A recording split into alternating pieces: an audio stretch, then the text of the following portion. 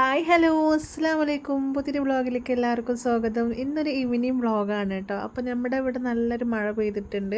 നല്ല മഴ ഒന്നും പറയാൻ പറ്റില്ല, എന്തായാലും റോഡിലൂടെയൊക്കെ വെള്ളമൊലിച്ച് പോണൊക്കെ ഉണ്ട് കേട്ടോ. അത്യാവശ്യം മഴയൊക്കെ പെയ്തിട്ടുണ്ട്. അപ്പോൾ മഴ പെയ്യാൻ കാരണം ഷിതുമോനെ ഞാൻ ഫുട്ബോൾ കളിക്കാൻ പുറത്തേക്ക് ഇട്ടിട്ടില്ല കേട്ടോ. അപ്പോൾ ഉള്ളിൽ കളിച്ചുകൊണ്ടിരിക്കുകയാണ് കേട്ടോ. അപ്പോൾ എൻ്റെ ചെരുപ്പാണ് ആ ഗോളി പോസ്റ്റിൽ ഇരിക്കുന്നത് കേട്ടോ.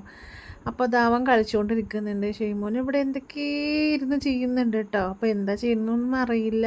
അപ്പോൾ ദാ മഴ പെയ്തുകൊണ്ടേ ഇരിക്കുന്നുണ്ട്, ചാറിയും കൊണ്ടേ ഇരിക്കുന്നുണ്ട് കേട്ടോ. പിന്നെ നമ്മൾ പുറത്തുനിന്ന് കുറച്ച് തുണികളൊക്കെ കൊടുന്നിരുന്നു, അതൊക്കെ ഒന്ന് മടക്കി വെക്കാൻ വേണ്ടിയിട്ട് അങ്ങനെ നിന്നു. അല്ലെങ്കിൽ പിന്നെ കിടക്കുന്ന സമയത്ത് ഇതെല്ലാം ഒടുക്കി പെറുക്കി വെക്കേണ്ട ആവശ്യം വരും. അപ്പോൾ പിന്നെ കുട്ടികളോടൊക്കെ ദേഷ്യപ്പെടാനൊക്കെ തുടങ്ങും. അപ്പോൾ അതിലും നല്ലതല്ലേ അപ്പം തന്നെ നമുക്കത് മടക്കി വെക്കുക.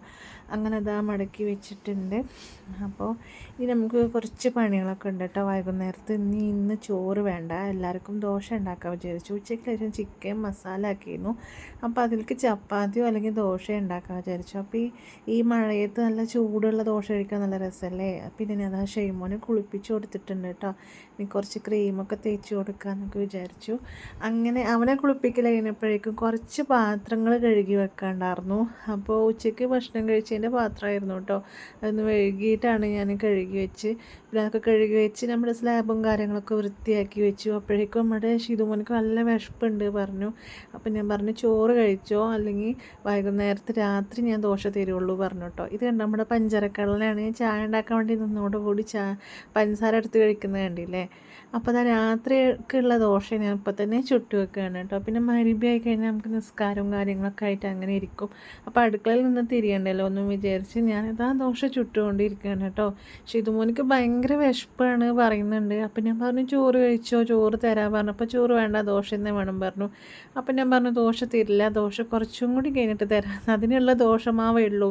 കാരണം രാവിലെ ഞാൻ ഇന്ന് ഇഡ്ഡലി ഉണ്ടാക്കി. ഇഡ്ഡലിയുടെ മാവാണ് കേട്ടോ. ഇഡ്ഡലിക്കും ദോശക്കും ഒരുപാട് വ്യത്യാസം ഉണ്ടാവും അരക്കാൻ. എന്നാലും ഞാൻ അതുകൊണ്ട് ദോശയും ചുടാറുണ്ട് കേട്ടോ.